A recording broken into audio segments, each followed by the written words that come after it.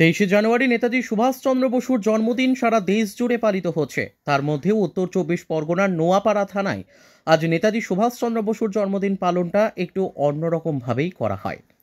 নেতাজি সুভাষচন্দ্র বসুকে এই নোয়াপাড়া থানাতে 1 ঘন্টার জন্য কারাগারে আটক করেছিল তৎকালীন ইংরেজ সরকার। কারণটা ছিল 1931 সালে 11ই অক্টোবর জগদ্দলের ঘোলঘর বঙ্গীয় পাটকল শ্রমিক সংগঠনের সভায় নেতাজি সুভাষচন্দ্র বসু ভাষণ দিতে যাচ্ছিলেন। ব্রিটিশ পুলিশ ভেবেছিল নেতাজির ভাষণ শুনলে ওই এলাকার শ্রমিক সাধারণ মানুষ ব্রিটিশ শাসনের ওপর ক্ষুব্ধ হয়ে উঠবেন। এখনকার শ্যামনগর চৌরঙ্গি কালীবাড়ির সামনে নেতাজি পথ আটকায় তৎকালীন নোয়াপাড়া থানার ইন্সপেক্টর। সুভাষচন্দ্র বসুকে নিয়ে আসা হয় থানায়। বেশ কয়েকটা ঘন্টা তাকে সেখানেই আটকে রাখা হয়। জানা যায়, শ্রমিক আন্দোলনে যোগ দিতে শ্যামনগর চৌরঙ্গি মোড় থেকে তিনি যখন যাচ্ছিলেন সেই সময় পথ আটকায় পুলিশ। সেই সময় তিনি জোর জবরদস্তি করলে তাকে আটক করে নোয়াপাড়া থানায় নিয়ে আসে এবং দীর্ঘ কয়েক ঘন্টা আটক করে রাখে 10x8 ফুটের গারদে। তাই নেতাজির পদধূলি এই থানায় পড়েছিল। যে ঘরটিতে তিনি আটক ছিলেন সেই ঘরটিতে স্মৃতিসৌধ হিসেবে রাখা হয়েছে। আজ গোটা ঘরটি সাজানো হয়েছে ফুল দিয়ে।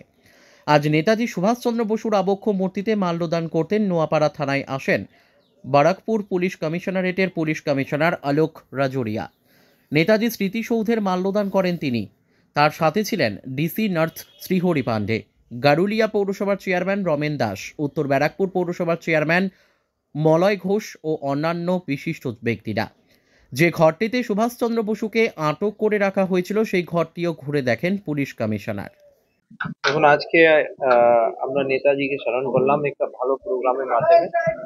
আর কেন এই নোয়াপাড়া থানা ইম্পর্টেন্ট আছে যদি আপনারা দেখেন, আমি আপনাদেরকে রিকোয়েস্ট করব ওটা যদি আপনারা দেখান যে ইতিহাসে এক সময় যখন নেতাজি জগদলে যাচ্ছিলেন তখন তখনকার যে পুলিশ ছিল ওনাকে আটকায়, তারপরে এখানে থানায় নিয়ে আসে আর ওখানে এই কক্ষে ওনাকে রাখা হয়। তো তাই জন্য নোয়াপাড়া থানা এক হিস্টোরিক্যাল মানে পার্ট অফ হিস্ট্রি আছে। আর নতুন থানা আপনারা জানেন হয়ে গেছে, কিছুদিন মধ্যেই ওটা উদ্বোধন হবে।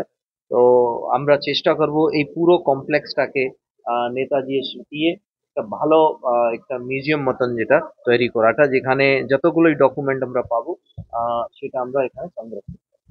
স্বাধীনতার প্রথম আন্দোলন সিপাহী বিদ্রোহ থেকে নেতাজি সুভাষচন্দ্র বোস এই বারাকপুর কমিশনারেটের আন্ডারে পা রাখা, এই নিয়ে কি ঐতিহাসিক কোনো কিছু মিউজিয়াম বা করার একটা চিন্তা ভাবনা? আমি এখানকার বললাম, বেসিক্যালি এটা তো অন্য লোকে কাজ আছে, বাট অ্যাটলিস্ট কেন কি পুলিশ এই থানাটা ওই ইতিহাসে একটা পার্ট আছে।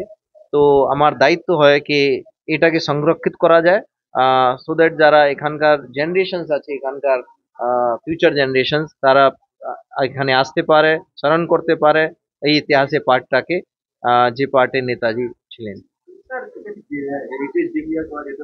সেটা দেখুন, গভর্নমেন্ট একটা প্রসেস হয়, নিশ্চয়ই আমরা বলবো। হ্যাঁ, অবশ্যই অবশ্যই আমরা এটা তো ডেফিনেটলি কেন কি প্রত্যেকটাই এটা আবেদন রাখা যায়। আর আমরা অ্যাজ হেরিটেজ হিসাবে অলরেডি আপনারা দেখেন রাখছি। নতুন থানা কেন কমপ্লেক্স অলরেডি হয়ে গেছে, এখন আমাদের এই পার্টটা দরকার নেই। এই পার্টটাকে আমরা বাচ্চাদের জন্য দেখার জন্য একটা প্রদর্শনী মতন করতে পারি। Thank you.